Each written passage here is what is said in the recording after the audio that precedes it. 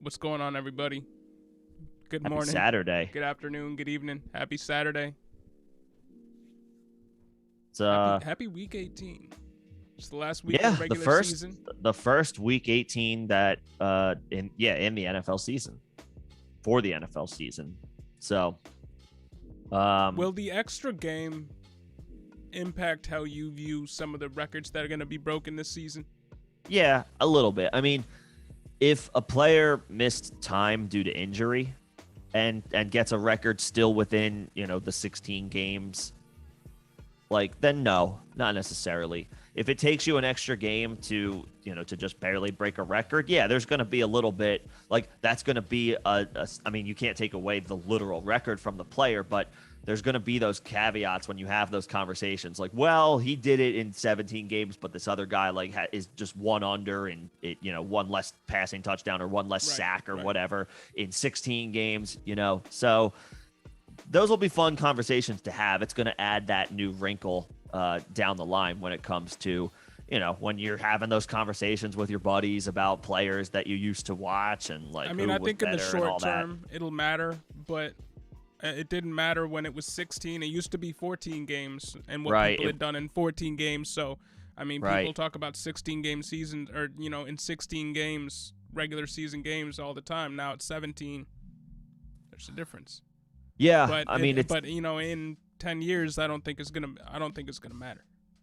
Probably not. For right now, it will because it's brand new. It's the very first year where we have the 18th week. 17th game, 18th week. So that'll be something that people will like to bring up when it comes to records for this year, next year, probably the year after. But then, yeah, eventually that talking point, that narrative, it'll die off. Time will take its course, So there are a couple of records that are obviously you can keep an eye on if that's something that you're interested in. But also the reason we're on a little earlier is there's a couple of games tonight. Yes, sir. So the Saturday games went away for a couple of weeks or 1 week. It was 1 week. We had some Saturday games. Was that 3 weeks in a row? For most people's championship week, it went away. It went away. Yeah. It was weird not having Thursday night games, and I feel like it'll be a little bit weird not having Monday night games too. But we're gonna get a Monday night game for Wild Card Weekend. True. That'll be the last one. But yeah, there's no Monday night game for Week 18. But there will be one for Wild Card Weekend. Yep. And there will be games for Saturday. There will be games, a week from today as well. But we tonight, got the Chiefs Broncos. Yup. And Cowboys Eagles. Yup. Is it 4:30 East? 4:30 and then 8:15 respectively. Yeah. The Chiefs and the Cowboys have a little bit to play for tonight. Maybe the Chiefs more so. I think they're a little bit more of a threat to potentially still get a bye week in the AFC, whereas the Cowboys, they can't get the 1 seed. I think they could. The Chiefs just suffered that loss against the Bengals. They kind of want to get right. They want to get right. Playoffs, yeah. Yeah, they want to get right and increase their chances, but also increase their chances of not having to play Wild Card Weekend. The Titans play Houston though, so obviously your odds are pretty long leapfrogging the Titans at this point. But if the Chiefs are able to get up to a big lead, Denver's not their season's over. They're not playing for anything, and obviously Kansas City is just better than Denver. If they're able to get an early lead, I guarantee they'll be looking to rest starters, take players out, including Patrick Mahomes. I'm not sure. I'm not sure I see a scenario, regardless of what happens, whether he plays in the second half. At the end of the day, teams are going to look to rest their stars. And the 2 seed ain't too shabby if you have to, you still get to, yes, you have to play the extra game, but you get 2 home games. So, but we'll see there. Same deal with the Cowboys as the Chiefs. The Chiefs can get the 1 seed, the Cowboys can't, but the Cowboys can move up as high as the 2 seed with a win. It's by all accounts, it looks like they're not going to prioritize that again. Teams, they're going to prioritize rest. Nothing to play for. These two teams, it's always going to be chippy. Between these 2 teams, the Cowboys and the Eagles, there's always going to be something to play for. I don't need to tell you that. No, but it's going to be chippy between the backups. A lot of players on both sides, a lot of starters on both sides are not going to play in this game. The Cowboys are already missing key pieces on defense. Micah Parsons is not going to play. Trayvon Diggs is not going to play. I can't imagine Dak Prescott plays more than a few series. Maybe the Cowboys want to see their offense put a couple of drives together because they have been inconsistent. But outside of that, I have to imagine the Cowboys are going to prioritize rest, and the Eagles are too. They are going to. I expect them to rest a bunch of starters tonight. They can only improve as high as the 6 seed, and in most scenarios where they are the 6 seed, they have to play Tampa Bay. They have to go down to Tampa Bay and play Tom Brady. I don't know that the Eagles necessarily want to do that. So there's not too much of an advantage for them to play their starters tonight. Their playoff seeding or their playoff spot is locked in. They can't be any better than one of the lower end 6 or 7 seeds. They're guaranteed to be playing on the road. There's not much benefit for them to play tonight. Their starters anyway. The backups, yes. If you play DFS tonight, or if maybe you do maybe you're somebody who plays those 4-person drafts or 6-person drafts on Underdog Fantasy, a guy like Gardner Minshew is probably a good grab at the very end of those drafts tonight. Again, I think a 4 or 6-person is you play with a quarterback. Right. If it's a 3-person draft or less, then there's no QBs drafted. But if you play those 4 or 6-person drafts on Underdog, Gardner Minshew is probably a good play tonight if you want to play the 2 games tonight. But that's the landscape for tonight. There's not a ton of stake in either of these games. You're pretty much just watching one if your fantasy league goes to week 18, which hopefully it doesn't. But if it does, you're probably paying attention tonight. Or if you're playing DFS, or if you're just a degenerate who loves football, which I feel like that's where we're covered. Yeah. I mean, if you're tuning in week 18, you got to be one of them too. Yeah, you're one of them diehards. So shout out. If there's anybody out there, is there anybody out there outside of them bots? Come on now. True. But anyway, that's the layout for Saturday, for the Saturday games. Not a ton of intrigue, but you can make it. You can make it worth something. Who are we trusting from a fantasy perspective out of these games then? If we're not expecting a lot of starters tonight. Yeah. So if you're playing some pick'ems or if you're playing Underdog, Mahomes is dicey, but he's probably going to start. Same for, you can say the same thing for Travis Kelce and Tyreek Hill. Darrell Williams is probably a good play. He should get some volume tonight. Derek Gore, the running backs are probably Derek Gore should probably mix in a ton. I don't know that I necessarily want to play. I'm blanking on the Chiefs' backup quarterback. Regardless, I'm not necessarily crazy about playing him. Yeah, I don't even know, man. So the running backs for the Chiefs would be the play. Question, let's see how much work Melvin Gordon and Javonte Williams get. With the season is over for the Broncos. Both of those guys have been on the injury report for the past month plus. So you think we could see Mike Boone today? Could be some Mike Boone action today. Yep. I have Teddy Bridgewater's on injured reserve, so Drew Lock is going to play the whole game. So you want to talk about DFS? At least Drew Lock will play the game. He's not very good, but he's going to play 60 minutes. Right. This is an audition for him. This is a game where he needs. This is a huge game for somebody like Drew Lock, right? Build your own stock in any way that you can. And then as far as the Eagles and Cowboys. Who's I guess Corey Clement for the Cowboys, maybe like a Cedric Wilson. Pollard is out with a foot injury. No reason to play Pollard or Zeke for the Cowboys. No reason to play Pollard or Zeke for the Cowboys. So, yeah, this could be like a Corey Clement type of game. I think they signed somebody else on the practice or Garrett squad. Gilbert? Or are we still? Yeah, whoever starts is going to have a little bit of appeal. Again, I think the Eagles are going to rest multiple starters on defense. I can't imagine Fletcher Cox sees more than a series or two. Can't imagine Darius Slay sees more than a series or two. You know, they're going to rest these guys. So, yeah, whoever starts at quarterback for the Cowboys will have some low-end streaming appeal. Again, if you play the 4 or 6-person drafts on Underdog. Gardner Minshew, same conversation. This is a big game for Gardner. So can he, he'll have some streaming appeal. Devontae Smith's probably not going to play a ton. This could be a game where they're going to mix in a lot of backups, the Eagles, I have to imagine. Yep. So the Eagles might be a little less appealing tonight. As far as their skill position really guys. Rolling with somebody, maybe a guy like Cedric Wilson. Yeah, Cedric Wilson at wide receiver. Corey Clement at running back for the Cowboys. Yep. For the Eagles, Miles Sanders is out. Boston Scott might see a little bit of work, but they're going to need him in the playoffs. So it could be a Kenny Gainwell game. True. Gainwell might see some touches tonight. So he might be an interesting DFS flyer, especially with, outside of Devontae Smith, they don't have a ton of, the Eagles don't have a ton of wide receiver anyway. So if they're playing backups, somebody's got to catch the ball. Gainwell did that a little bit this year. So, yeah, those are some options for DFS tonight. I see we do have a couple of What's going on, E-Will? Couple people trickling in. What's going on, E-Will? Andrew JF? How's it going, guys? How y'all doing? Yep, last week, E-Will.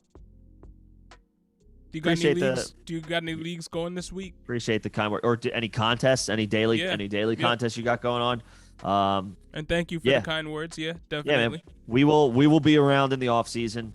All during this month for the next month. I'm looking at putting together. I don't by any means consider myself an expert when it comes to evaluating DFS, but I'm probably going to put out some videos for the playoff matchups. If anybody's got any interest in playing daily, I will provide my 2 cents on the games. I'll probably analyze on a game by game basis, not necessarily a team by team basis, but let's see how the matchups play out. I'll get some daily content grinding out for the next month, if that's any interest. And I'm gonna start right up with some rookie profiles coming soon for anybody playing in Dynasty, and just for anybody who just wants to get a head start on everybody going into next season, because we all know the NFL season never really ends, especially if you're a Dynasty player. So we're gonna have some content out for that pretty soon. How much time, John, did you spend this week staring at your Dynasty teams? I don't want to discuss more than you'd like to admit. Yeah, we don't gotta go there. It's sad. Okay. We don't gotta go there. Andrew, you won 1 of 2 leagues. Good job, man. Congratulations. Congratulations, Andrew. Good job for getting into two championships too. That's important. That is important. Getting to the game is important itself. Yep. John cleaned up a little bit this year. He won the home, like what you would consider your home league. Like that's it's the first league that we first league. Yeah, John took home that one. I hadn't been in the championship for 5 years, and I hadn't won the championship in 10 years, so I needed it. How long had you gone since being in the title game? 5 years. 10? Against 5. Since being 5, in the title but you hadn't game, remember won I lost 5. To, you hadn't 5, but you hadn't Sam. won in 10. There you go. Yeah. Yep. Got it. Yep. Yeah, it's been I think it's been like 6 or 7 years now for me since I've been in that championship game. I've been in the top 4. I finished top 4 3 of the past 4 years, but I've been a semifinal knockout in all 3 of those years. I finished 3rd twice more in there, but yeah, for whatever that matters. But this year, I won 2 out of the 3 leagues that I'm in, and they were the 2 that I was competitive in. The other one is I'm clearly rebuilding, so I wasn't trying to win in that one. That's not a loss for me. So yeah, man, I cleaned up. I did in every and the Dynasty league. In every league that I wanted to win in, I won in. With the exception of one that we were in a joint league, but we were the best team all we year. have Yep. We co-manage a joint team that we started that this year. Yeah. Got to the championship game. We were looking good. We were looking good, but Amon-Ra Man, Amon-Ra. Yeah, he looks Sun God looks like he's going. Talk about a guy that I'm going to be highlighting in the offseason. He's going to be one of the most talked about players in the offseason, regardless of whether it's redraft, keeper, or dynasty. Yep. Amon-Ra St. Brown is going to be one of the most talked players. Because really coming into when you re-rank the rookie wide receivers, it's Jamar Chase and then Waddle, right? And then Amon-Ra St. You mean Brown. for the rookie? Yeah, well, Devontae Smith is in there too, but Amon-Ra has been on a tear. Would you put Amon-Ra St. Brown ahead of Devonta Smith? No, not yet. Okay. Because we have to. T.J. Hawkinson's going to come back. DeAndre Swift is going to be healthy, at least to start the year. These are all things that we can assume. The Lions will look to add a wide receiver. This isn't to say that Amon-Ra can't be their number one option in the receiving game, but Detroit's going to get a lot of pieces back. They might be with Jared Goff one more year because, again, it's been talked about a lot. I think they're going to opt for one of the best defensive prospects in the draft over a quarterback. There's just not a quarterback, I think, this year that is like quarterbacks always go way higher than you expect, but I don't think, a guy like Pickett ends up going third overall. I don't see how that happens. You don't think that yet? But we have yet. I don't think it yet, but obviously season hasn't started yet. It's about to start. We're on the cusp of it. It's about to start. True.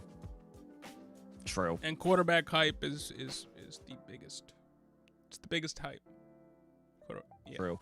That being said, I think they're gonna ride one more year with Goff. Look to get their quarterback in 2023, and go from there. So that could be a positive for Amon-Ra because Jared Goff is, not exactly a gunslinger. So, but again, he's going to be competing with Hawkinson. Very similar targets, into one of these prospects who dropped to the third round goes, we saw a run of third round quarterbacks this past year. I think it went Trask, Mills, Mond. And Mills ended up being decent. Like so, Mills ended up being looks solid. Yeah. Looks solid. With bad circumstances around him, Mm-hmm. So, yeah, I mean, the quarterbacks always climb. Don't get me wrong. Do I think Pickett will be a first round pick? Yes. Top 5. I know the hype train always happens, and it always happens with quarterbacks. And it will probably happen with him because I feel like he was a riser over the course of the year. Right, he was. I think the hype train's just going to continue to go on him. He might be one of the top 3. Top 2 guys. I could see maybe top 10. I don't know that he, with between Hutchinson and Thibodeau. Those are the edge rushers that are going to go very high in the draft. Thibodeau? Did I say that, or yeah. What did I say? Thibodeau, bro. You said Thibodeau. It's all right. Thib. Got it. I needed a little bit of practice. Yes. Yeah, those guys are going to go incredibly high. I don't think Pickett supplants them. Yeah. But we'll see what happens. Amon-Ra is going to be. Moral of the story is Amon-Ra is going to be heavily talked about, and he's going to be dissected like a middle school science project. Yep. So, how did we get talking about Amon-Ra? Our joint league that we co-manage. Fell just short. Matangs, what's happening? Should you start Javonte Williams tonight or today or AJ Dillon this week? So I think we're gonna see a lot of it's not Kylan Hill. No, it's not. He's on Taylor? He's on IR. Taylor. I think we're gonna see. I think we're gonna see a lot of him tonight. The Packers have the 1 seed wrapped up. They have absolutely nothing to play for. The fifth string running back for the Packers. And guess what? If Aaron Rodgers plays, it's not going to be more than a series or 2 for him to beat. If he wants to, if Rodgers wants to play a series or 2, to stay a little, knock off it or keep any rust away, because he's already going to have a week off next week. I I think I would play Javonte. I don't see how Dylan plays a lot tomorrow. And if he does, it's going to be in less than ideal circumstances. He's going to be playing with Jordan Love. Yeah, I would probably play Javonte. Like, Javonte is also dicey. Again, we were talking about this slate today. You would think that AJ Dillon would be safe because he's technically the backup, but he's one of the starters. He's a pseudo starter. He's not. And you could say the same thing about Javonte, but again, Packers got something to play for next. Let's and this is always a good practice. Let's check and see if the Packers elevated anybody, i.e., a running back, from the practice squad. And Kevin Scott, what's going on? Slim Reaper, how you doing, guys? Just checking a couple of things. If the Packers, I don't see anything immediately from their practice squad, but if they're elevating guys from the practice squad, which feels likely with a week like this, that tells me guys like AJ Dillon are not going to play. Yo, Slim, appreciate it. Yes, sir. Appreciate it. What's going on, Slim? Is anybody else in here playing today? Yeah, whether it's a championship game or maybe some DFS. Yeah, Matangs. I think Dylan scares me, William. I was gonna say Javonte. I don't think Dylan's gonna play. Javonte worries me a little bit because he's been on the injury report, and with Denver having nothing to play for this year, do they bubble wrap him? Do the Broncos decide, screw it, we're bubble wrapping our guy of the future, right, in Javonte? But if I had to guess, Javonte plays more than Dylan.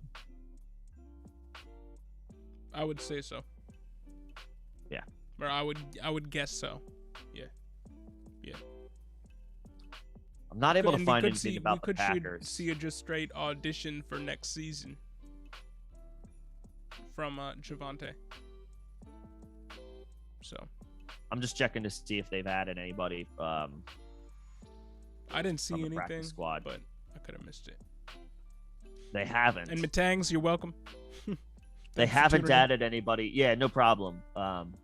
They have not added any running backs recently. Like, it's just looking at their most recent transactions.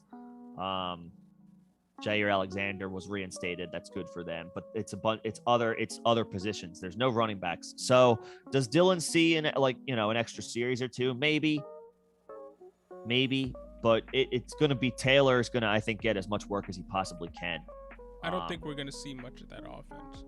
No, I think Williams is the safer bet, as he's dicey as well. Just be aware. He's dicey as well as far as being on the injury report. Do they bubble wrap the rookie, their guy of the future, in a meaningless game? That being said, he's more likely to play than Dylan. Well, do you have access to a Corey Clement on the wire?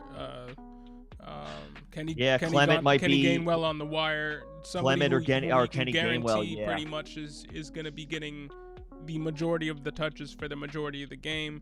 Both of these guys are kind of like, they could be phased out. We really don't know by is Samaje Perine out there? Like, Joe Mixon is on the COVID list. He's not gonna play at all. Is Samaje out there? Matangs, that's a good one. Yep. He's gonna get a lot of work. I would say he's a safe RB2 this week.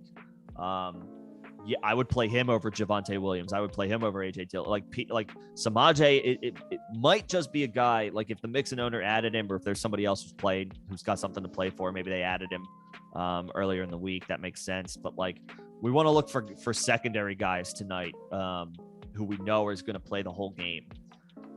Again, Gainwell is a good one. Corey Clement is a good one. I think, like, Dontrell Hilliard in a great matchup against Houston. He might see Donta Foreman is owned. You may not have him, but Dontrell Hilliard might be available. Derrick Henry, I don't think is going to see more. If Derrick Henry plays tomorrow, I don't think he sees more than 5 to 10 touches. This is just like, let's get him in a little bit in a rhythm. Rex Burkhead, who just got extended for one more season. Sure. Rex Burkhead. Yeah, like, he's fine too. Like, all these dudes are safe RB2s. Javonte has upside, but I don't know. It's not an ideal situation, just because he's not a sure thing like he normally is. Just because that's the danger of playing in week 18.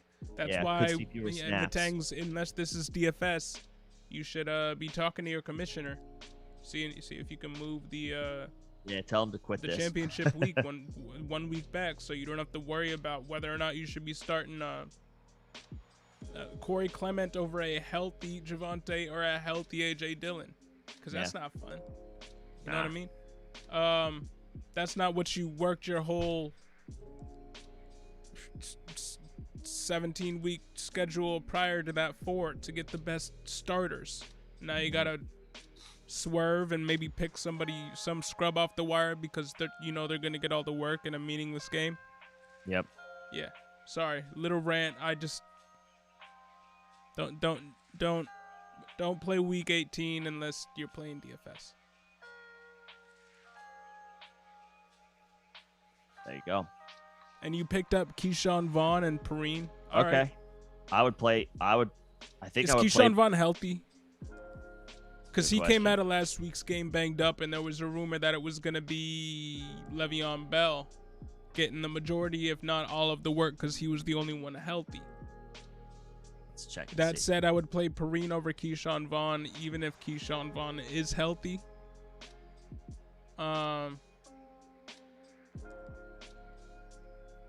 Well, left off the Friday report, Vaughn will play Week 18 against the Panthers. Okay. Practiced in full all week.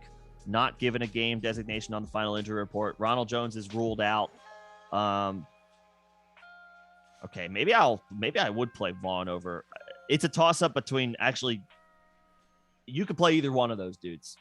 You could play either one of those guys, Matans, and maybe it's is that offense an offense that's gonna see the field the entire game? The Bucks. I mean, the Bucks can still potentially improve their seeding. I think they can still get. We might see Tom Brady in the first team offense out there. We absolutely game. Yeah. So we should be rolling out Keyshawn Vaughn over Perrine. Yes, yeah. I agree. Yep. Because Joe Burrow might not play and a whole lot. I think I might go Keyshawn Vaughn over Javonte Williams and AJ Dillon. I would do that as well. I would do that as well. Workload concerns this week. The Bucks, good job picking up those guys. That was a smart move, man.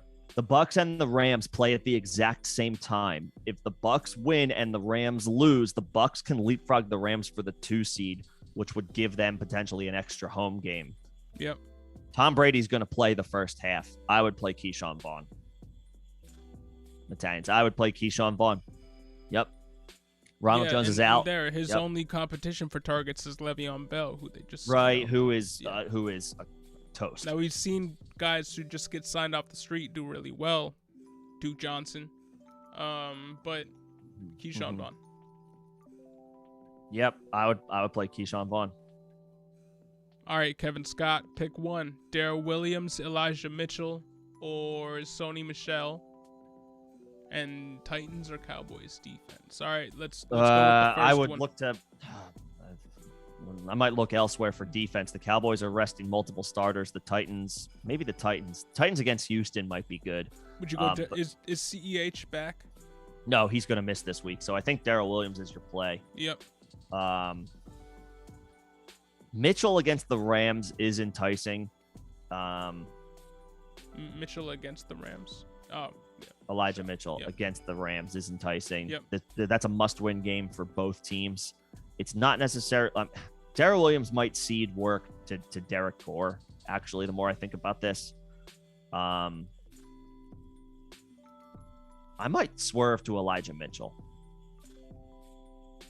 Mitchell should see most of the work. The 49ers have the most to play for because they don't have a playoff spot clinched. It's win or go home for the 40. It's a playoff game for the 49ers.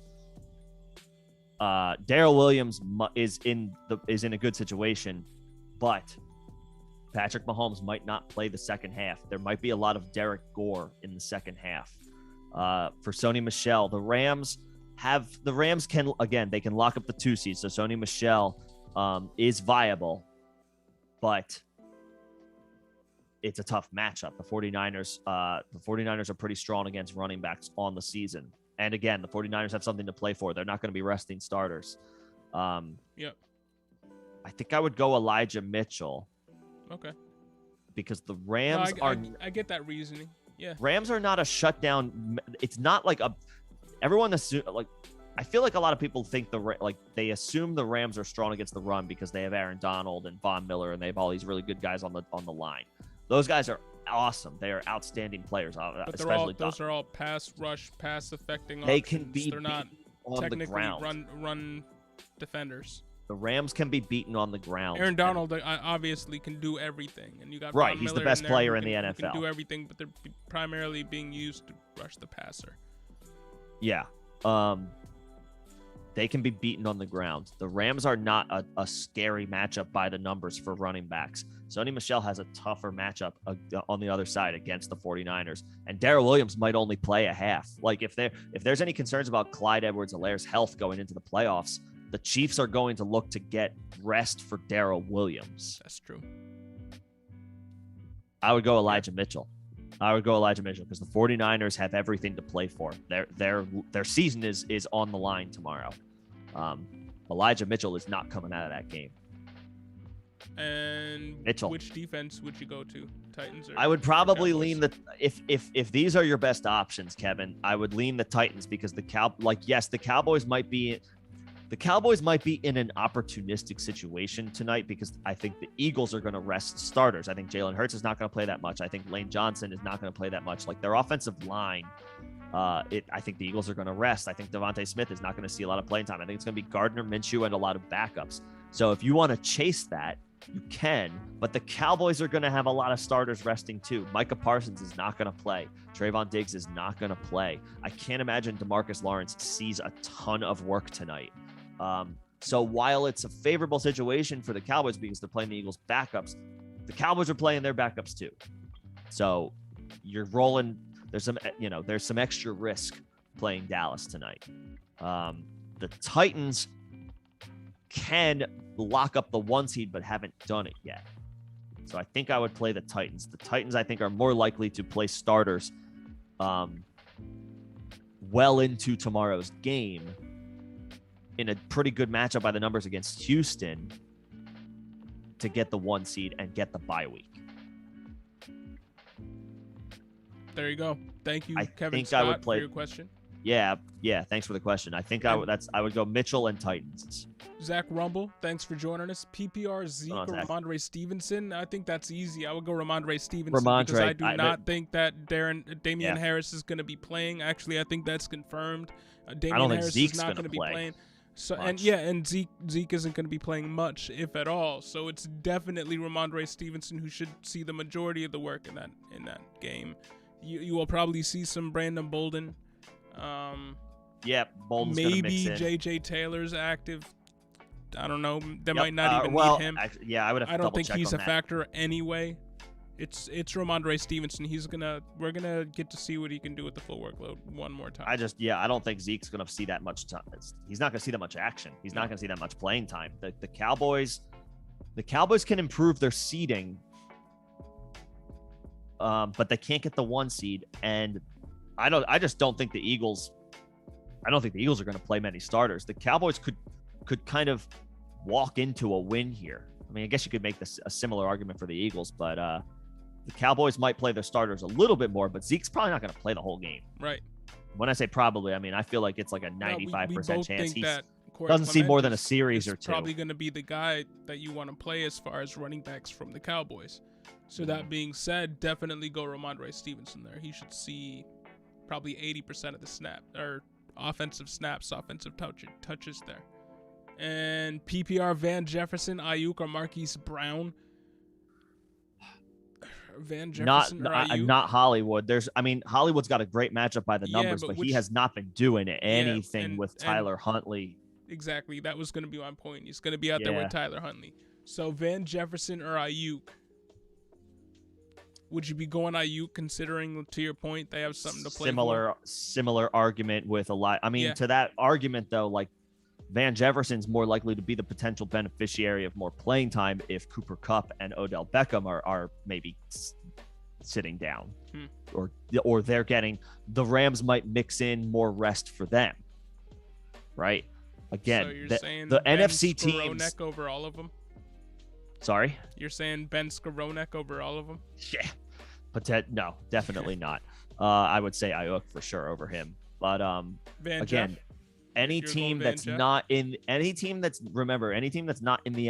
that's not the Packers, can't get the bye week.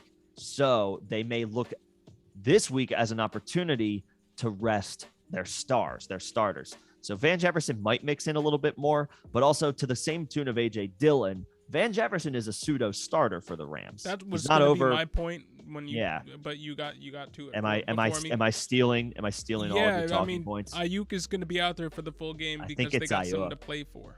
Right.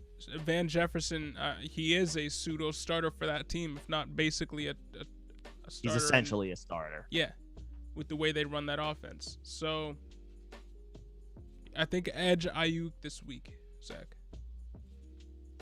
Edge Ayuk. Van Jefferson, again, he might see more work if Cooper Kupp is getting extra rest here and there, if Odell Beckham is getting extra rest here and there. Odell, I feel like, is a candidate to play almost not at all. Cooper Kupp might play a little bit more just to, like, I don't think his Triple Crown is in any danger, but he might do it. He might play a couple extra snaps here and there just to make sure he locks it in. Van Jefferson could see additional playing time, but it might not be too much more. And if the Rams have a comfortable lead, they're going to take everybody out because they're the pole position for the 2 seed. If they have a comfortable lead against the 49ers, not that I'm predicting that happens, but if they do, expect, Stafford to come out and then forget it with Van Jefferson. Ayuk's going to play the whole game. So yeah, I'll say Ayuk. I agree with that. Yep, I'll say Ayuk. Yeah. It's tough. See, these are the mental gymnastics that you kind of have to, you have to do when you play Week 18. When it's a seasonal, if it's DFS, obviously it's like, well, I'm signing up for this. But if it's a season-long league and this is out of your control, like, you have to factor it. Like, yes, this dude is a stud, but he just might not play. And Zach, his full complement of snaps. Let us know what your full lineup is, because you don't. To the points that we're making, you don't want to be stuck with the guy that might be a part-time player or at least has that narrative firmly in their corner this week, being Week 18. And is Penny an RB1 versus Arizona? Yes. I think you gotta think of him as one right now. Yes. He's been an low RB1 end for the past few weeks, but especially this week where we're probably not going to see much Zeke. We're probably not going to see a lot of these other guys. They might not going to see much Zeke. Like Aaron Jones is not going to play for the Packers. Like, yeah, you're gonna there's be several Russell guys. Wilson's last game as a Seahawk. We just saw the Steelers parade out Ben Roethlisberger with it being his last game at home. It might be the last game for Russell Wilson as a Seahawk this week. Mm-hmm. So it might be a little bit of an offensive explosion from then. I mean, right? Could be. I mean, you might see a few touchdowns for Penny. I think Penny's an RB1. I'm not gonna say low end this week either, just because it is Week 18. Right.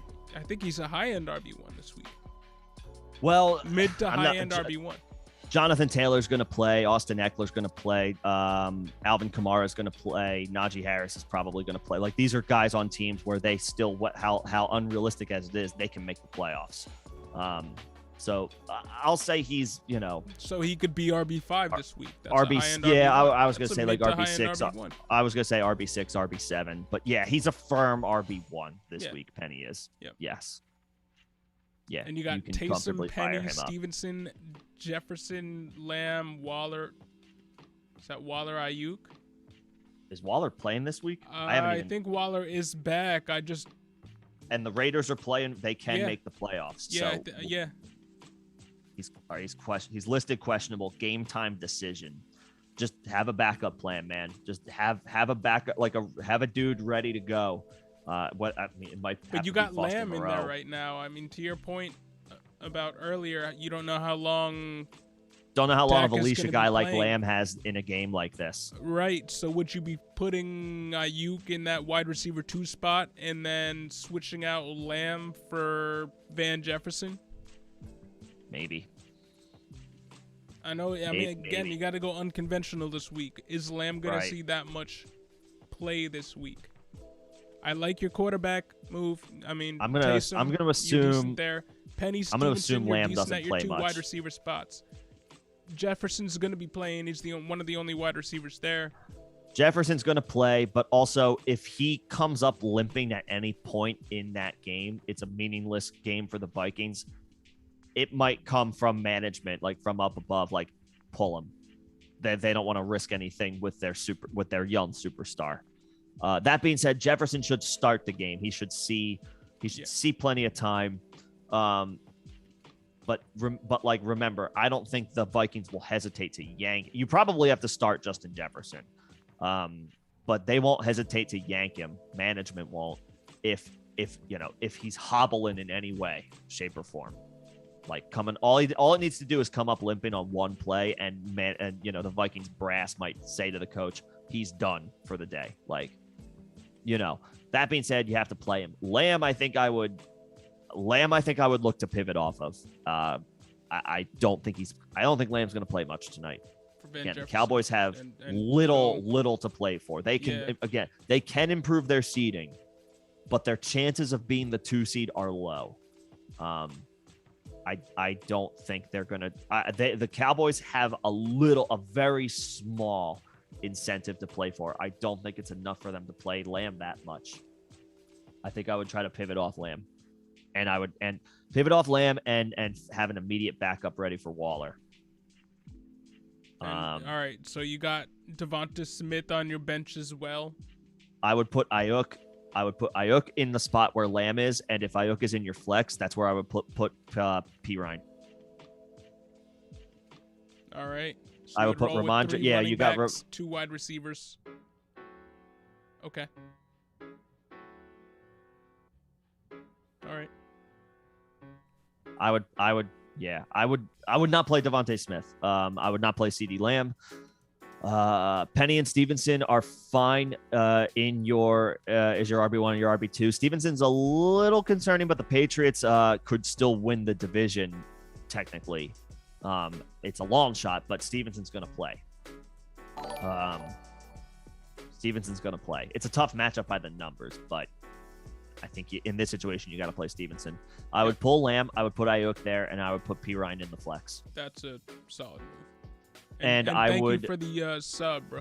Much appreciated. Yeah, that's awesome. Appreciate it. And then just have whether it's Foster Moreau or whoever's out there, just have a backup plan for Waller. He's a game time call. And you if he's Henry active, you got to play him. Is that Derrick Henry at running back, or is that Hunter Henry? Is that Hunter Henry? Yeah, maybe that's Hunter Henry. Because if you have Hunter Henry, that's a solid. I don't know if I want Hunter Henry. He's been quiet recently. Yeah, hasn't he? I mean, he's quiet, but when he gets those touchdowns, they come in bunches. He could get 2 this week. Yeah, I don't. It's how much? What are it's a middling matchup by the numbers against Miami. I think I might actually prefer Foster Moreau just because the Chargers give up lots of points to the tight end, and it's a must. It's a win or go home for the Raiders. What's Foster Moreau been doing recently? He was hot 2 weeks ago. I don't know if he had a good week last week. And Zach, no, he didn't. No, we want you to be. I think we're advertising or no. Play Justin Jefferson. Not advertising. Yeah. Play Justin Jefferson. Play Ayuk. Play Ayuk. Do not play Lamb. And then play Penny, Stevenson, Perrine in the flex. Yeah. You say Perrine, I say P. Ryan. But you got to play Justin Jefferson. My what I was just saying is, if there is a scenario that develops where, Jefferson makes a sideline catch, he's run out of bounds, and he comes like he twists an ankle or something, he's coming up a little limpy or at all. I would be curious to see how long of a leash he has in that scenario with the Vikings. Yeah, I think I prefer Moreau to Hunter Henry because direct backup. Because that's the thing. The Raiders are playing Sunday night. You're not going to know. Like, if you have Hunter Henry, he plays early. You're going to have to make the call at game time to play Hunter Henry. And then if Waller's inactive, you would have to play Moreau anyway. Since you have to wait until Sunday night and it's a good matchup by the numbers, I would just pick up Moreau. I I would dump Henry. I would pick up Moreau. Waller is in if he's active. Moreau is in if he's not. And because you have to wait until the Sunday night game anyway, it's an easy. You don't have to like think about, do I play Hunter Henry at 1 o'clock or whenever the Patriots play. And I like your lineup actually, with the swerving to accommodate for week. The pieces that are playing that are expected to play Taysom, this week. Penny, Stevenson, Perrine, yeah, Justin Jefferson with no should be fine, and Ayuk in a game they need to win, and then either Waller or Foster. That's a solid lineup. I like that. Should be fine. Hey Chuck, man, what's going on? What's going on, Chuck, man? How you doing? You're working on building a cash dynasty league. 12 team, but looking for 3 more passionate candidates. Hey, the word is out. Word's out there. Yeah. And yeah, you got, dude, if I take it from me, it's important. You got to have engagement. It sucks if and when you end up having dead weights in your league that, they stop responding or they stop trying or they stop caring. In some worst case scenarios, they don't pay. They don't pay the commissioner. It's smart to vet people.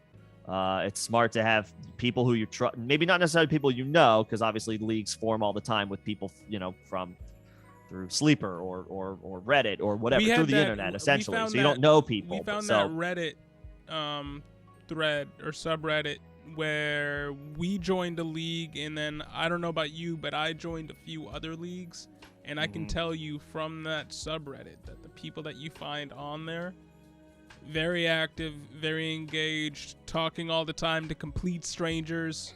They're people that really love to do it and want to do it. I feel like you can kind of get a vibe from how well it's going to go. What's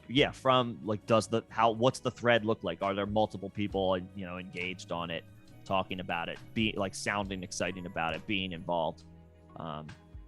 It's a slippery slope. It's the Find a League subreddit. You can type in Find a League Reddit. You'll find it. Yep. Find a League on Reddit. Find a League is all one word, but subreddit Find a League. Type that in there, and chances are you'll find some people in there. If there's not anybody in the chat right now that wants to sign up for it, so yeah. True. Honestly, man, I would say, I want to join, but one of the things that we're gonna be doing this year is starting up some leagues. Yeah, some channel leagues, and I think we expect to we gotta be a little bit strategic about that. Which, when we put the word out, anybody is welcome to join. Yes. It might be, I don't know if we're going to do, we'll have to do probably, John, some type of announcement. And then well, honestly, we're going to roll out. One of the things we're going to roll out this off season is the members functionality for the YouTube channel. And we're going to start having some members only streams and getting some members only content out.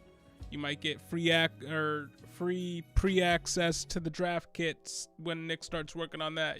There might be some behind the scenes stuff, or there will be some behind the scenes stuff that you'll have access to. But one of those things I think should be, if you're a member, auto invite to a face mask fantasy league if you're interested. And then you can play with us whether or not that's a zombie league, a guillotine league. Because we want to be involved in all those types of formats, because honestly neither of us have tried them, and this is a great opportunity to dip our feet in and learn how to navigate those formats with you. So but we also just want to start up some straight up dynasty leagues, maybe some 16 team leagues, get some deeper team leagues, because that's another thing that we haven't done. All of our dynasty leagues are 12 team leagues, so some 16 team Superflex leagues could be pretty enticing, could be fun. So that's something that we're going to roll out, so stay tuned for that. Stay tuned for all the dynasty content in the world. We're going to be rolling that out. We took a 1 week break From Came up for basically air last this week to this week to just hit the reset button a little bit, because it's been a grind. We went long off season straight into this season, rolling out live streams for the first time ever. We got, I think, 50 something under our belt at this point. Excuse me, I'm gonna sneeze. I guess so. We did 2 or 3 a week for the season. So good. Excuse me. No. Whew. All right. I know what it's like to have the sneezes and the sniffles on these. It's no fun. Yeah. But anyway, just stay tuned. This offseason is going to be fun. We're going to be rolling out some new things. Kevin Scott, Pat Fryermuth, or Dalton Schultz. Hey, you're welcome. Excuse me. Oh, my Bless goodness. All right. We got some allergy issues on this channel. I mean, Pat Fryermuth? Yes. He's going to be playing the majority of the game, and it is Big Ben's last game. This is it. They can, there's a very small scenario where the Steelers can clinch a playoff spot as well, so they're going to be trying. Dalton Schultz, I expect to, again, same mantra as all the other Cowboys starters. I don't think Dalton Schultz plays that much. I think this might be an opportunity for them to maybe reintegrate Blake Jarwin a little bit. He got activated off IR. I don't know if he's ready for the game, but if he is, this might be an opportunity to get him some snaps. I don't think Dalton Schultz plays that much tonight. I think Fryermuth. I think it's got to be Fryermuth. The Steelers, as anytime your playoff chances are still alive, whether it's 75% or 5%, play the dudes on the teams where they are still playing to stay alive, to keep their seasons alive. Fryermuth. And the Ravens are getting crushed right now, or have been getting crushed like for the past, to end this season. The Ravens are on a tough down swell right Chase now. And T. Higgins broke records against them. They're on a tough down swell right now. Lots of injuries, big impact from the COVID list for Baltimore. Obviously, Lamar Jackson's not going to play. Baltimore is limping to the finish line. Their playoff chances are also, believe it or not, still mathematically alive, but it's even less so than the Steelers. And that's even if they win. It's not looking good for Ball. Like they've lost, I think they've lost 4 or 5 straight here. They are limping to the finish line. So yeah, Fryermuth. And Drew D, thanks for joining us. Hurts, Dak, Taysom Hill, or Huntley. Again, you got to be thinking about who's going to be playing for the majority of the game here. Hurts might not be, Dak might not be, Taysom will be, and Huntley will be. So Huntley's it's a choice got a good of whether matchup. or not you want to go with the running quarterback for the Baltimore Ravens or the running quarterback for the Saints. I think you would want to go with Taysom. I think Huntley's got a good matchup by the numbers. The Ravens or the Steelers are have not been very good this year. That being said, Taysom Hill is against the Falcons. It's a win and in situation for the Saints. The Saints need help, still need help. Right, they need the Rams to beat the 49ers, but still the Saints can keep their season alive with a win. Taysom Hill's going to be in there. Taysom Hill feels safer than Huntley. Not a scary matchup by the numbers against Atlanta. At least he's got Alvin Kamara to lean on, and he'll run. So Taysom. And Washington football team defense or KC defense? KC defense has been playing better, and then you got but again, they might be if they have a lead, they might pull starters. The Washington defense is playing the Giants, and we've seen anybody who plays the Giants produces, even bad defenses like the Bears last week. Both defenses are on the road. That makes it a little tougher. So I think I would probably lean Washington just because the Giants, they're both favorable. But I would say Kansas City is more likely to rest. There are more scenarios where the Chiefs are resting starters than Washington. So I would play the odds, and I would play Washington because it doesn't matter who plays quarterback for the Giants. They will be a train wreck on offense. Now they're at home, so could Saquon bust a big play for a score? Yeah, sure. In a meaningless Week 18 for both teams, meaningless game. They're not playing for anything. But the Giants' offense is awful right now. Is absolutely atrocious. And Saquon's big plays haven't been there. He had 100 yards rushing last week, but he didn't do that on limited touches. He had a good game by the numbers, but he didn't score. So, there's a little bit of a risk with a guy like Saquon, but the Giants are getting putrid quarterback play right now. I think I would give a slight edge to Washington because whatever they have left of a defense as far as their starters, they're going to play. Kansas City might be resting guys. And Zach Rumble, I think I might go Folk because he's been one of the best fantasy kickers all season. And with kickers, you don't necessarily need to think about sitting. They're always going to be out there doing the punts and the extra points and the field goals. So you start the guy that's been one of the best, if not the best fantasy kicker all season.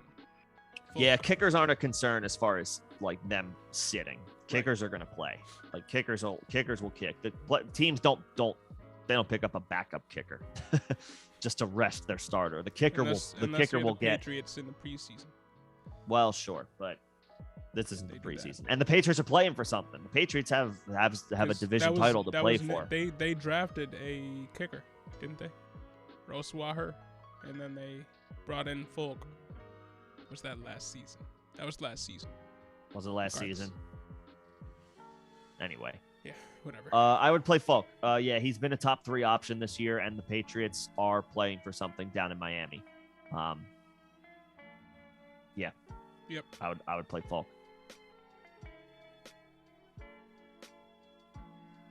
Badgley's interesting against Jacksonville, and he's been consistent, but they're not in the Colts are not in their dome. They're not at home. They got to go on the road. They got to go on the road outside. The Patriots are also on the road, but they're used to playing outside. Both teams, they're both playing in Florida, so the weather's supposed to be fine. Folk. How long does Indy have to stick with Carson Wentz? Several years. Oh, it might rain. It might rain tomorrow. Oof. Let's check the forecast in Miami. This is actually something that might be worth looking into. Considerable cloudiness with occasional rain showers, winds 15 to 25 miles per hour. This is during the day, during the game tomorrow. I believe they play in the 1 o'clock window, the Patriots. No, they play in the late window. I'd be going Folk. Yeah, the wind should die down by that point. The wind should be dying down by that point in the afternoon. Yup. Still play Folk. There might be some wind. Early in the game, but it should die down. Yeah, I would play Folk. There's a chance of precipitation, but I'm not too worried about that. It's only 50%. The wind is more of a concern than the rain. Yep. And to answer my own question, they only have to stick with Carson Wentz for one more season. Oh, is there a way that they could? Yes. They could get out of that contract? Yep. That might be something that could interest them. Speaking of bad contracts that came up in the news, Christian McCaffrey. The team is shopping Christian McCaffrey. Yeah, it's at least a rumor. Open to it, based on the fact that they signed a terrible running back contract. They're not going to get anything for. I mean, they might get something for him, but they're not going to get that much. No team is going to be willing to take on that contract unless Carolina pays for half of it. Mm-hmm. Yeah. Excuse me. Yeah, it's not. I mean, it depends on how all it takes is one GM for his eyes to get big and see the player, make a call if they feel like he's healthy, if he passes a physical, The only GMs that would be like that bombastic to go out and do that would be Jerry, who already has to deal with Zeke and the contract they signed him to. Right. Who else? What other GM is that like, oh, I'm going to go out and get CMC? Like, who else is? Yeah, I guess I don't see any other team doing. I'm not sure. Yeah. Yeah, could be a tough sell. I mean, he's still early 2022 redraft. He's currently going as the 5th or 6th pick overall. People are still taking him in the first round. Well, theoretically, if they stopped using him to run the ball and they only used him in the same capacity that they used like a tight end, short yardage wide receiver, convert him to a slot receiver everywhere. Yeah, he could. I think that would be the perfect role for him right now. Mm-hmm. Don't even give him 10 to 15 rushes a game. Give him 5, and then give him 10 passes. Give him 10 targets. Treat him like Cordarrelle Patterson. That is what you should be doing with Christian McCaffrey. You should be treating him like Cordarrelle Patterson. Like how the Patriots used James White for years. There you go. Yeah. Like he gets 3 to 5 5 carries. Rushes, yeah, and then all just everything else is a pass, as a dump off. Right. And then put him in the slot. I mean, you have Chuba Hubbard. Right. Take all of the rushing snaps. Let him run. Yeah, let him run. And with the player of Christian McCaffrey's caliber, it won't matter that the team will know that you're passing the ball when he's in. It doesn't matter because he's a mismatch if he's healthy. As long as he stays healthy. Right. So I think that's the best case scenario for a Christian McCaffrey owner, is that he just turns into Cordarrelle Patterson, who was still a wide receiver and a running back 1 for the majority of the season until the team went away from using him on a consistent basis, which I wouldn't see happening with a guy like Christian McCaffrey as long as he's healthy again. So I don't know. With that contract. If they use him the right way and they find their way into a competent quarterback who can threaten defenses with the weapons that they have, because they do have a lot of weapons, I think it could work there, and the investment could pay off. Mm-hmm. I'm not completely staying away from Christian McCaffrey. If I were doing early best balls right now, if he fell to me like in that 6-7 range, I mean, you're talking about passing up probably the opportunity to draft someone like Cooper Kupp. Or if you still believe, depending on how you feel Aaron Rodgers, what's going to happen with Aaron Rodgers, Devontae Adams is always in that conversation as long as Aaron Rodgers is his quarterback. So, you're talking steep capital for a guy where it's like, what if he, basically converts to wide receiver? What if he only gets 3 or 5 touches, but he stays fresh and is highly efficient? Like, what if the Panthers commit to that? There's a lot of things that have to, work out a certain way for that to happen. Now, that being said, if that happens, Christian McCaffrey remains the biggest threat to going right back up to being the RB1 on the season. Yeah, there were years where James White was a top 10 running back. Right, and McCaffrey would be a top 1. Right. Like, he would be a top 1. Yeah, just give him the Amir Abdullah role and roll with it. Sure. Do it. Sure. What do you think? Another player that came up in the news today. Sure. Or not today, but recently, over the past week, Calvin Ridley.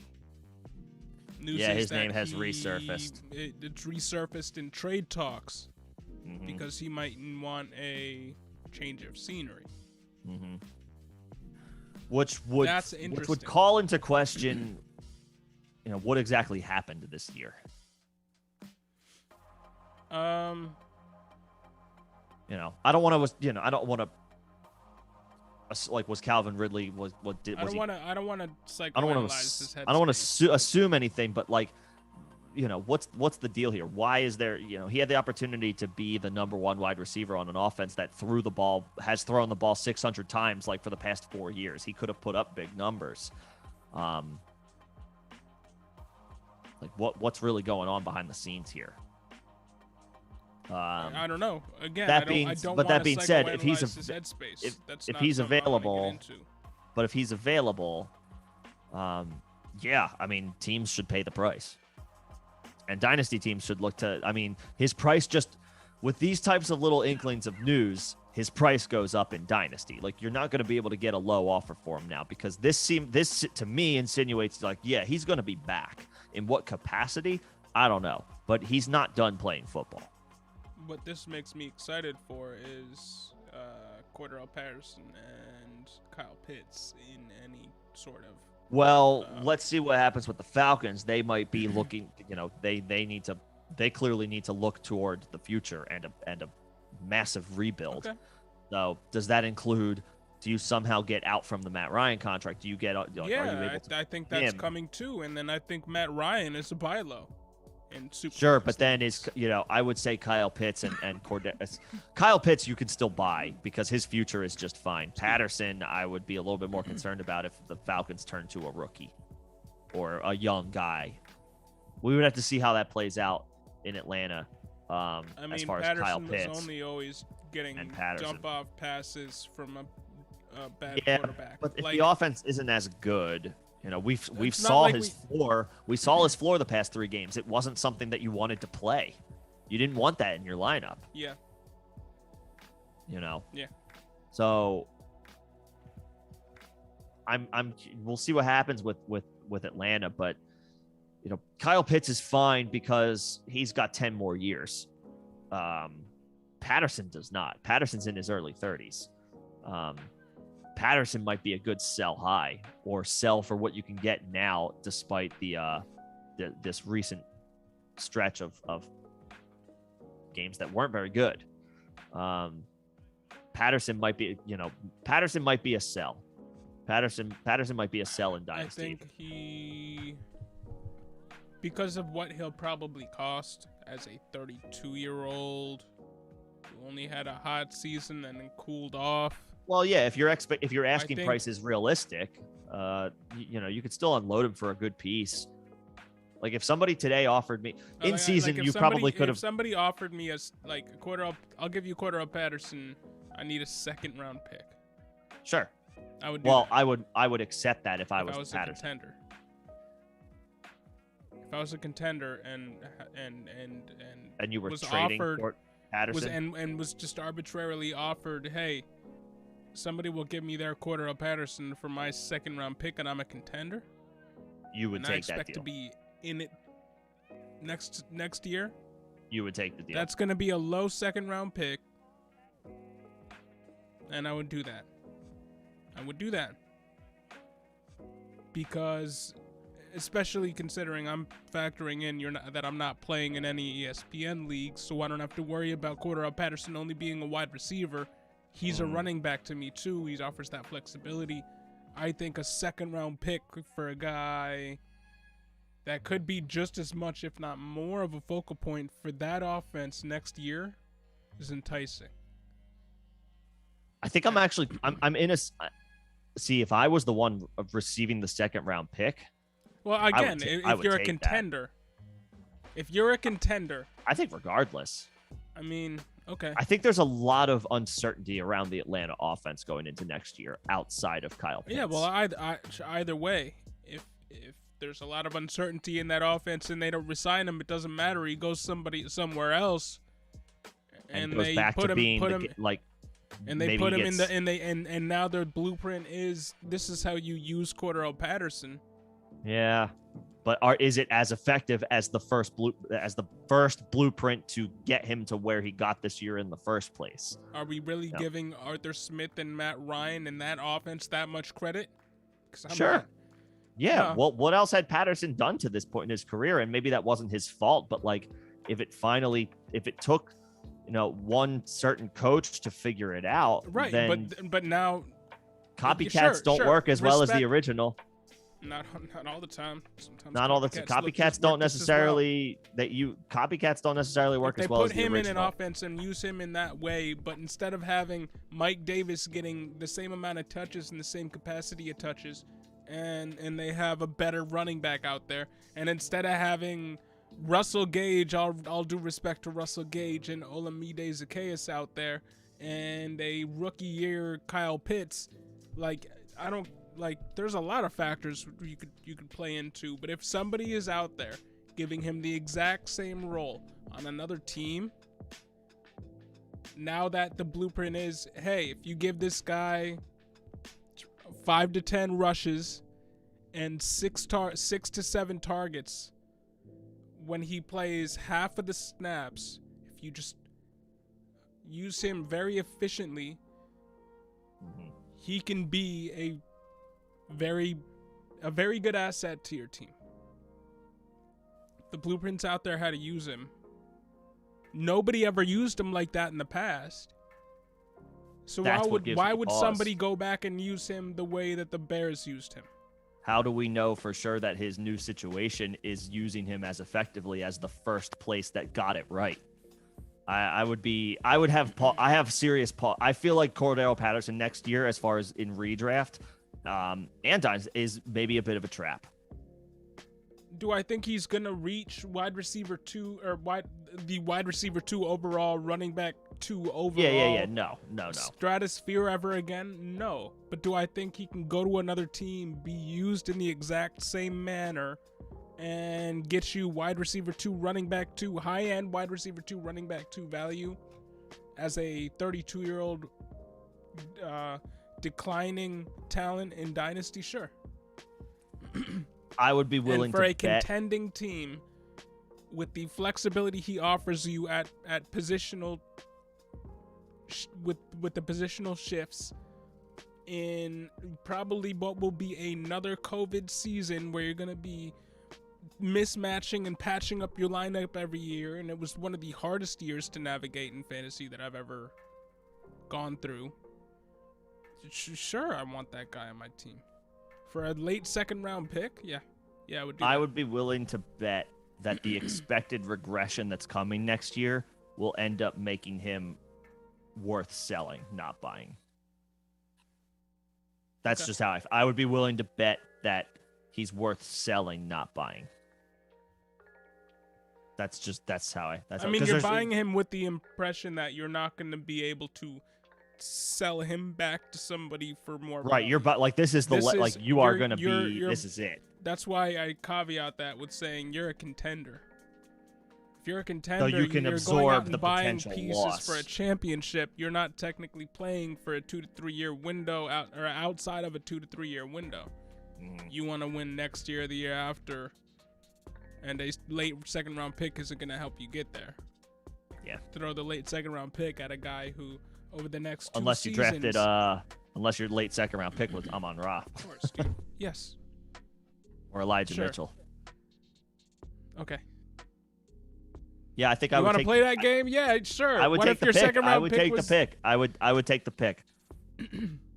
Okay. We have Patterson on our jointly owned dynasty team. This is going to be a difficult situation. Like we're gonna go back and forth on what to do with him. Clearly. It depends. Are we contending? Of course we are. We were the 1 seed. Okay, then we keep him. I don't know about that. If somebody's willing to offer us the first, sure, I'll take it. If all I'm getting back is another contender's late second, get like a third. I'd rather have quarter rounder. Get like a third rounder in 2023. I don't want a third rounder for a guy that was a wide receiver 1, running back 1 for 3/4 of the fantasy season. He's not going to do that again. He's no not. But if he can replicate 75 to 80% of that, bro, he's still a value on your team for more than a third round pick. I think that's ambitious. I think that's ambitious. I'm not rooting against it. The law of averages. And I would rather have a 50% chance of that than a third round pick. Okay. I don't know about that, but okay. No, you got rose-colored glasses on because you got Elijah Mitchell in the third in the Dynasty League. No, that's great for you. It has nothing to do with that. I'm really happy I had other third round picks that were like, I think I drafted Larry Roundtree and he didn't do a whole lot this year, and I drafted Jalen Dart and he didn't do all that much this year. Like, it's not necessarily the rose-colored glasses. I genuinely don't think we can expect even 75% of the production from Patterson that he accumulated in 2021 carrying over into 2022. I don't think it happens. I don't think it happens because we don't have anything else outside of this year to fall back on as far as past production with him. It is a true outlier year. In underdog leagues this year that advanced to the knockout rounds, the tournament teams, he was owned on and this was information that was provided by Underdog Fantasy after the season, he was owned by 0.87 of the teams that advanced. Nobody was in on this guy for a reason. Again, shout out to Patterson on the production that he had this year and the season that he turned in. It was a great story. It was awesome to see. I'm not buying 75% of that production next year happening. That's just me personally that's me playing the law of averages. You're free to disagree. I don't see it. That's what it comes down to. It's just like he so overperformed relative to any expectations we had. Just you and I can take an L on this. We were talking about Wayne Gallman as the Falcons RB2 last year. I don't want to continue to drive this into the ground, but if anybody cares to, I think that talk about Patterson. Betting on him being 75% of what he was this year, is realistic if we're to believe that he's going to go somewhere that's going to give him the exact same role. If he leaves and if he stays, then he's going to be used in the exact same manner anyway. Chances are he's going to have a better quarterback. Regardless, let's move on to a different topic because we got one or two more. It's kind of it's a little quiet ahead of the playoff game. So I don't know. Do we have anything else to bring up today? I mean, just that we're going to be on the lookout for Dynasty content. If you play any DFS, I will have some videos out this week for the wild card matchups, and then the subsequent rounds after that. I'll just quickly mention for Dynasty purposes, if you're looking for any buy lows right now, or guys to target in trades, I'll call out Travis Etienne is a good guy to target right now. You might have to overpay a little bit for him right now, but it would still be less than you would have had to pay for the pick required to use on him last year right now, just because he missed the whole season. I mean, James Robinson went down late in the season with an injury. I feel for James Robinson, but this is the game that we play. Like, what is the fallout from the James Robinson injury? It's Travis Etienne's stock is going up. So if you can get him for, if you've got a late first round pick, maybe you have 2 first round picks. Maybe you've made some trades where you have 2 first round picks. Maybe one's pretty good, but one's at the end of the first round. I would see if that gets it done for Travis Etienne. I don't think a second round pick is enough. If it is, do it. Like, holy crap, do it tomorrow or do it yesterday is what I meant to say. But if you've got like a late first rounder and you're not necessarily feeling this class, which I know a lot of people are, or they feel that way, take a stab on a guy like Etienne. I think his value is only about to go up. What I will say about this class, there's been a lot of talk for going on more than a year that the 2022 class is a weak class. And comparatively to like the past 2 classes, which have been pretty strong. What I will say about that is the top end talent is not weaker. There's just less top end talent. So when it all shakes out, you're probably going to want one of the top 8 picks in your rookie drafts. The 9 through 12, you might be looking at guys that were probably mid-second round picks last year, as far as the comparative talent that you're getting. So the value of a top 8 first round pick is still the value of a top 8 first round pick from every season. But the drop off comes sooner, and you have to take account for that. Yeah. And then in Superflex leagues, this is known to not be a great year for quarterbacks. I've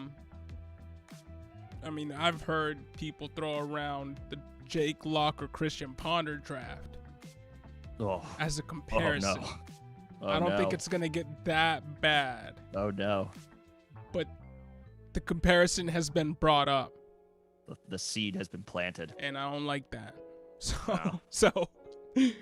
We will do our own homework on these guys, and we will give, obviously leaning on the information that we can find and research, but we'll give our takes on these guys throughout the offseason.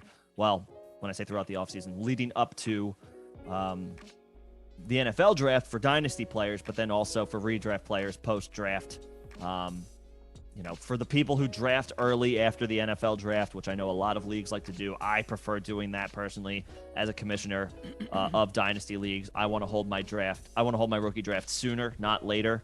The idea and the spirit of dynasty is you do your homework on these guys now. You know these guys in February and in March, so that when it comes time for them to be drafted, you know them. You have to evaluate their situation a little bit after you know their team, but you know the player. And from one thing that I've learned over the past, like a year and a half of doing Dynasty, and I know that's not a ton of experience to fall back on, but one trend that I've kind of seen come to light is that the pre-draft rankings for a lot of these players that you're going off of are better predictors than landing spot.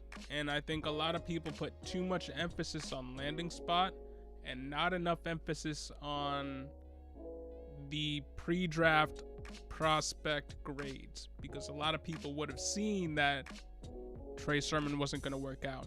Amon-Ra St. Brown was for real. Elijah Moore was for real. Elijah Mitchell was a name to really remember. The list goes on. There were that Jamar Jefferson, while it didn't quite pan out this year, was a higher ranked running back who you should be at least intrigued by. Same with Jarrett Patterson. There were these inklings out there that ended up, and just opinions out there that ended up coming true, that were skewed a little bit after the NFL draft because of landing spot bias. And we got to be a little bit resistant to that coming into, and with that in mind for this season, we're gonna advise that for all of you guys that are tuning into our content that we are putting out. This is just as much of an important time period for a dynasty owner that's really trying to stay locked in than anything that happens post-draft, because there's a lot of bias that comes into play from now in between till then. Whether that's, oh, this guy had a great combine. Oh, this guy got drafted by a team that I like, by a coach that it gets hyped up every year, like Kyle Shanahan. Something like that. Just yep.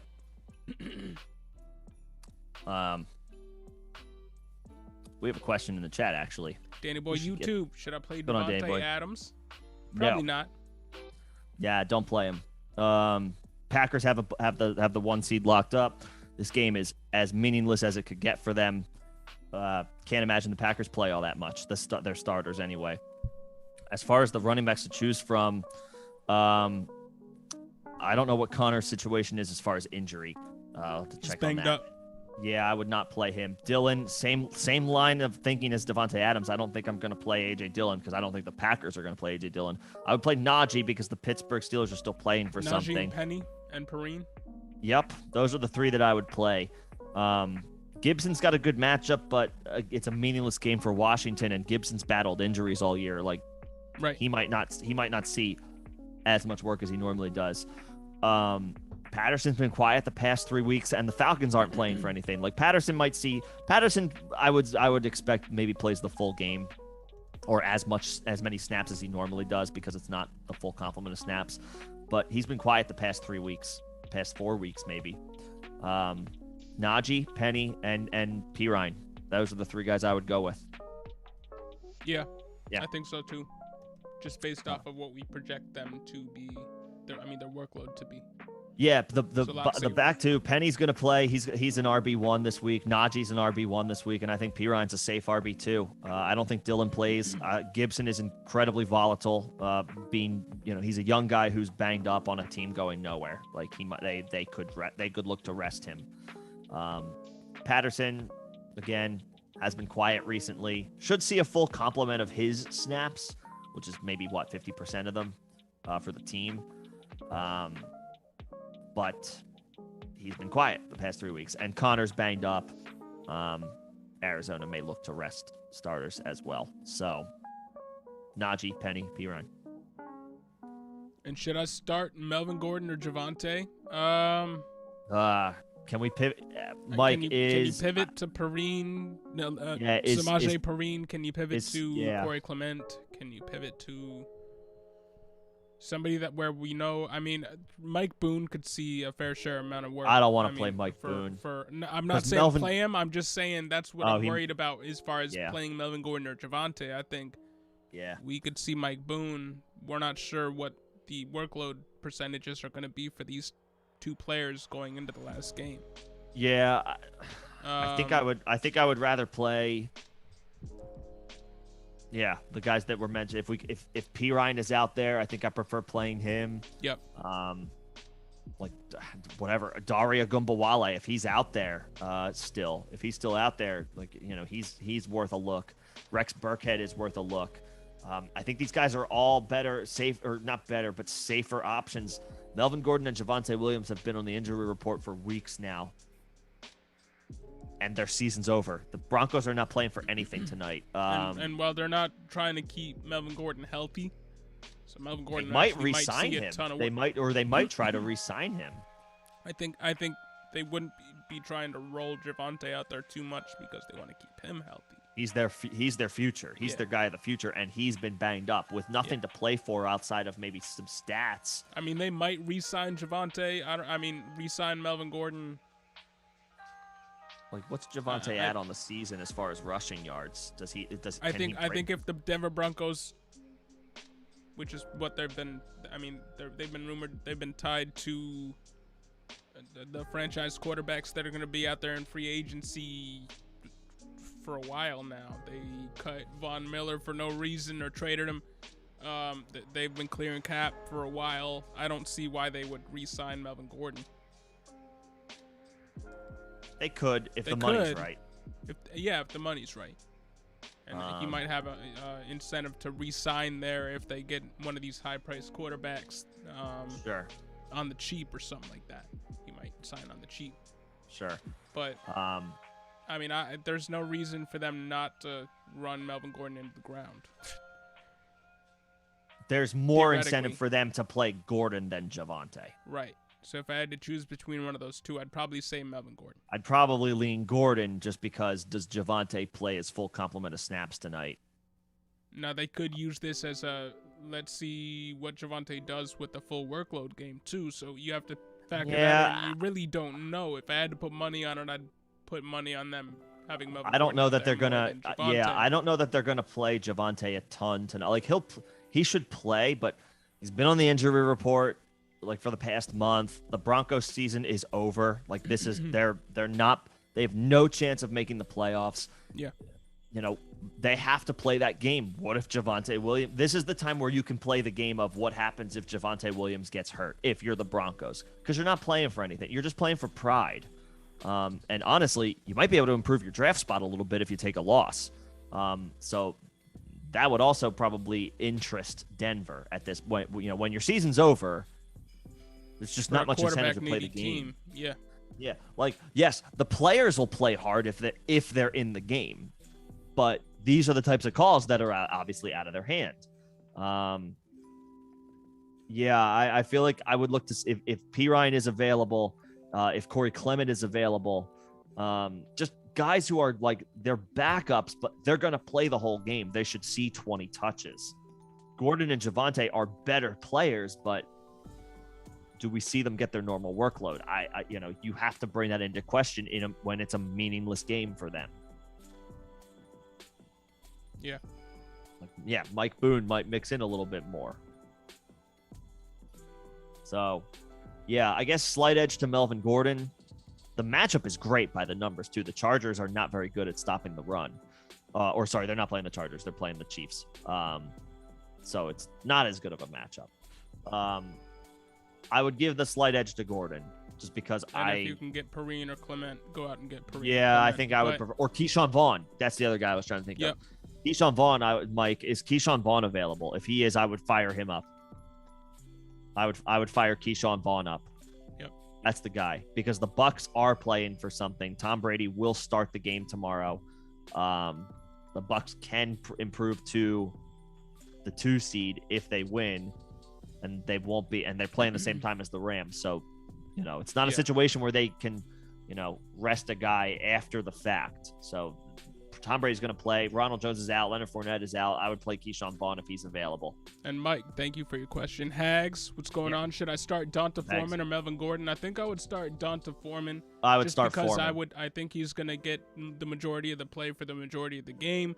Again, we just went over everything with Melvin Gordon, so you know what our thoughts are with Melvin Gordon there. But Donta Foreman has been a low-end RB1 for a couple of weeks.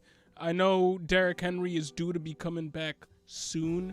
He might get 5 to 10 rushes this game just to get his legs back under him a little bit, if that. Yeah, maybe. I think this might be the last week that we see heavy snaps for Donta Foreman, so he's gonna want to show out when he's out there, and he's done great when he has been out there. So and they're playing. This was Houston. a guy that Nick was early on Houston, so it is a revenge game for Donta Foreman.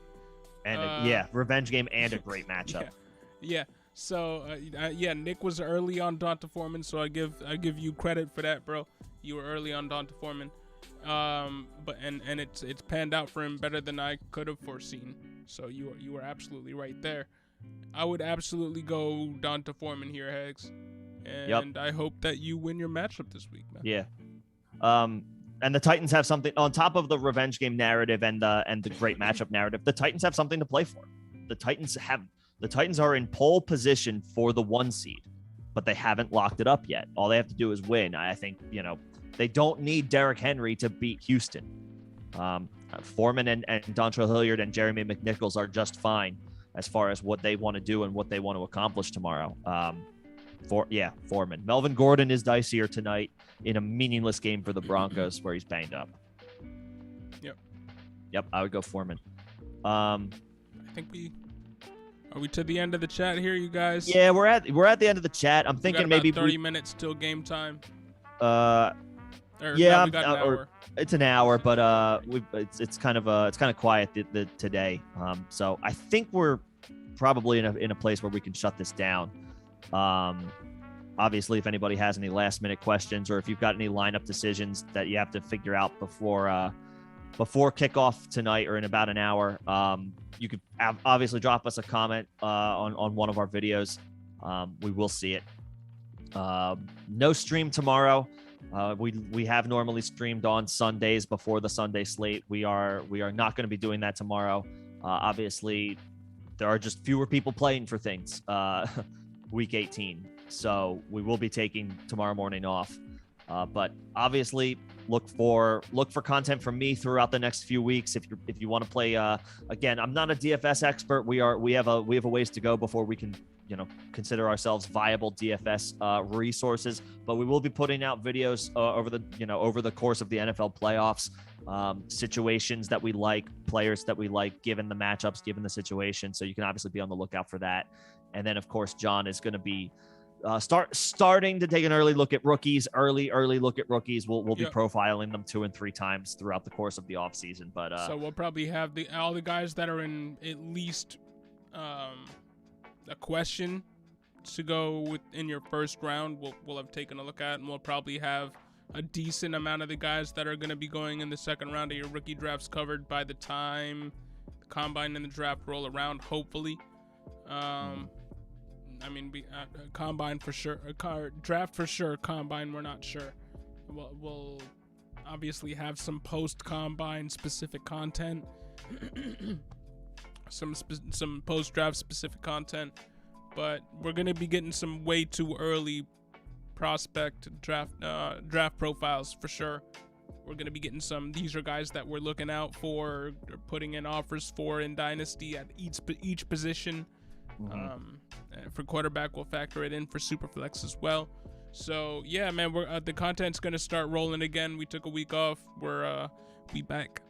And Big Kong, based on what we've seen so far for next season, would you keep AJ Brown in the 13th round or Pittman in the 21st? Pittman. The 21st round. Is this done? Is this some form of dynasty? I would keep A.J. Brown in the 13th over Pittman in the 21st. Pittman had a really hot stretch there, but you can't trust Carson Wentz to get the ball downfield when he's increasingly that value is so good. All of his offensive output has been going to Jonathan Taylor.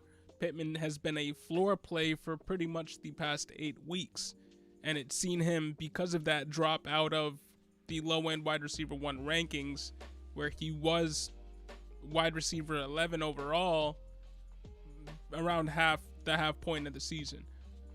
I think we see that more of that. It's not that I don't like Pittman the talent, and I'm not respecting that Pittman is the wide receiver 1 in that offense. It's just they will have Carson Wentz for one more season, and I don't think Carson Wentz can get Michael Pittman Jr. into wide receiver 1 territory for a whole season.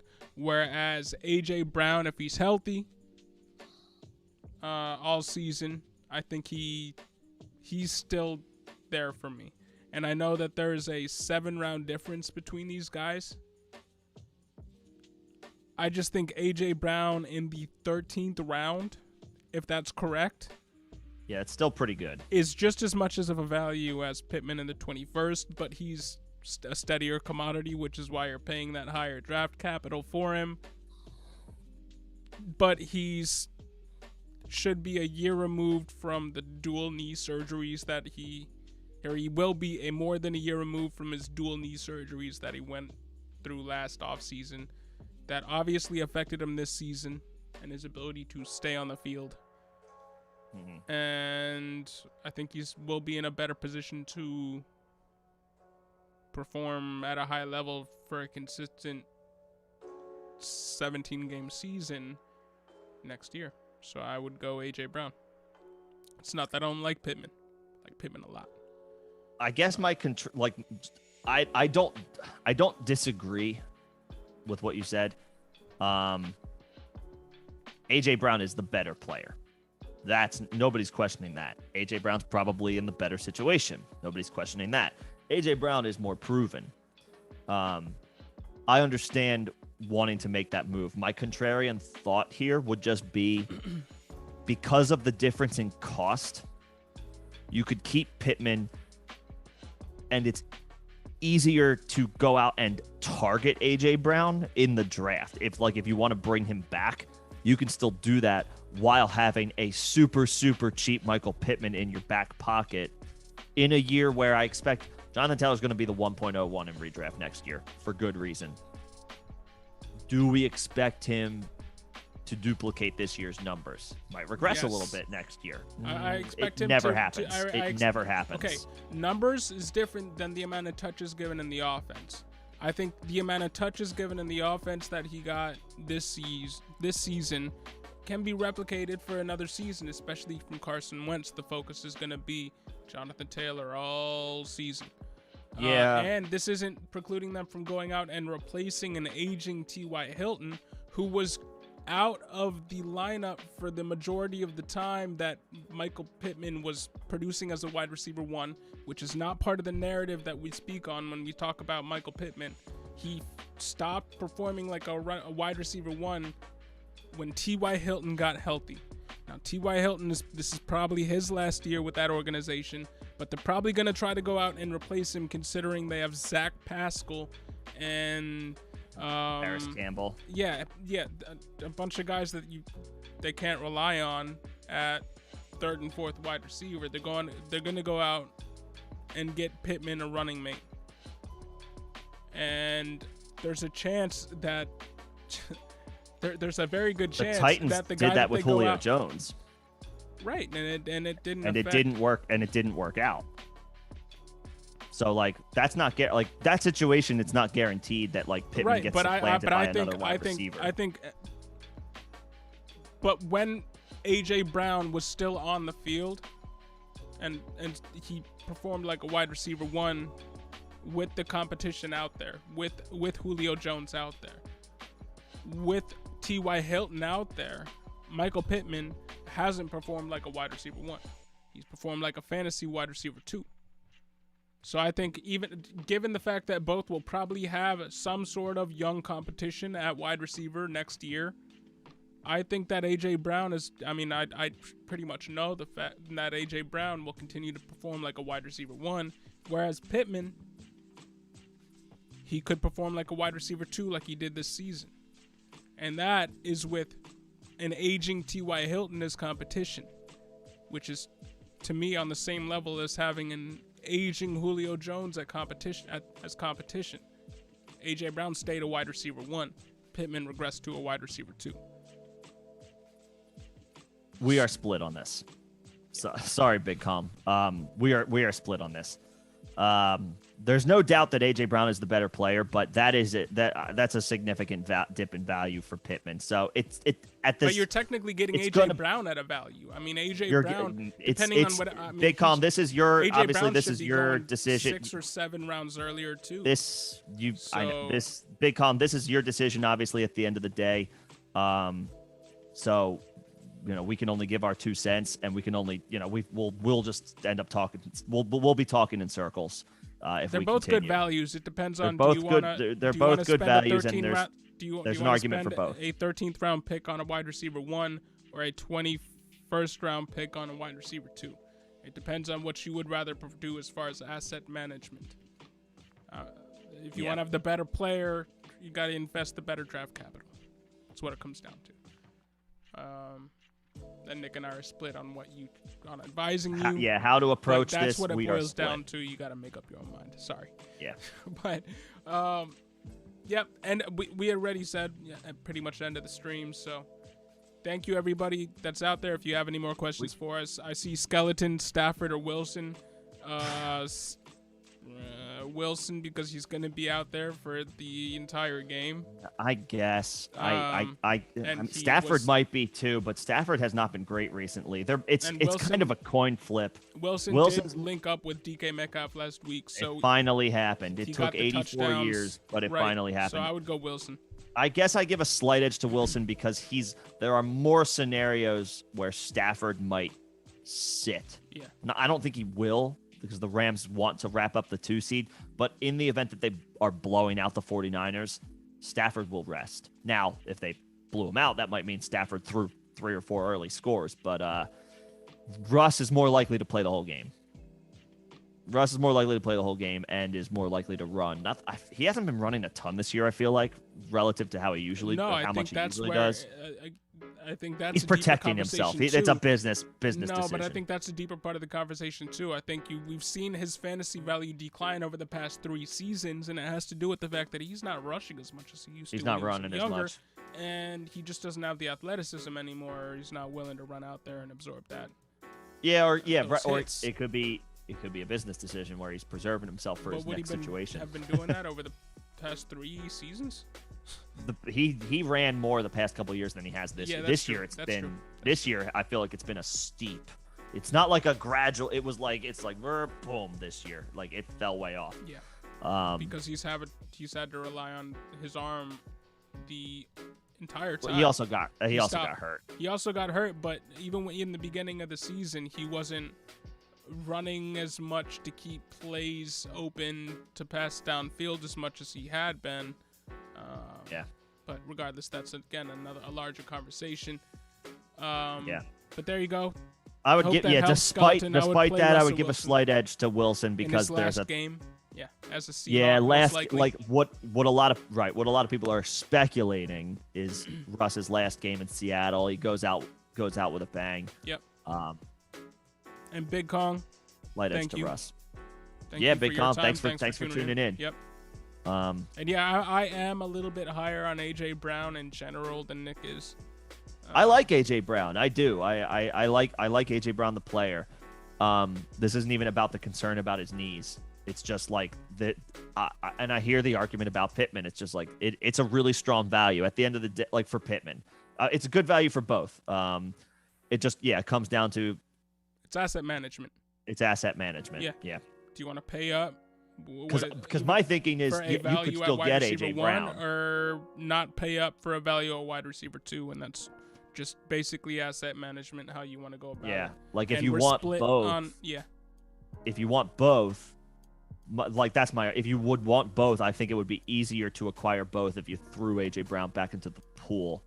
I think AJ Brown is gonna price himself out. I think the value on him. I think his price will be fine this year because he missed a lot of time. He missed time due to injury. I think his price is not going. It's going to be lower this year than it was last year. Like not significantly. Yeah, but not significantly enough to knock him out of top 6 for terms of. I'm guessing. This is a startup. Is this a startup? Or like first. Or maybe probably a couple of years ago. Yeah. A couple of years ago. If AJ Brown was probably a 15th or 16th round pick in a startup last year, or 2 years ago, or 3 years ago. Yeah, you probably okay. So yeah, it's probably some sort of probably a couple of years. Yeah. If I had to guess, I'm obviously speculating here, but yeah, I mean, do what you feel makes the most sense. At the end of there's 2 sides to every coin. So. Yep. And I'm not accounting for growth from Pittman. I just think that offense, because I think he showed enough this year to show that he grew so much from last season that if he had a competent quarterback, he'd have been a wide receiver 1 all season. He just doesn't have a competent quarterback who doesn't check down all the time. He has Carson Wentz who does. So I think that's limiting him a lot. If we're talking about pure talent, yeah, AJ Brown edges him out, but it's not as large of a gap as Wentz likes to throw deep. He just can't. He just throws it. He just does it to T.Y. Hilton. He just can't. But different conversation for a different day. Now we're gonna end the stream. We're done with the stream now. We're done. All right. Thank you guys for listening. Thank you guys for tuning with us this entire time. This time and all season long. Yes, absolutely. And all season long. And we'll be back on Tuesday, right? Are we doing a stream on Tuesday? I don't know what specifically we'll be talking about yet. I mean, just the first off-season pod, but we'll let the community know what the plan is. We got to go over ourselves what our off-season schedule is going to look like. There might bring it to y'all. Might not necessarily be like 2 streams a week, but it could be like maybe more targeted. Depending on what's going on. With this members stuff out there, so we'll get it sorted for y'all, and there will be back content within the next week to let you know what our plan is for the next 6 months. So stay tuned. And there will be content. And thank you all for everything. Thank you all for. Yep, we appreciate you guys. Tuning in. Been a fun season. Have a great day. I hope if y'all have anything to play for tonight or tomorrow, go win. Go win. Godspeed. Thanks, everybody. Have a great night.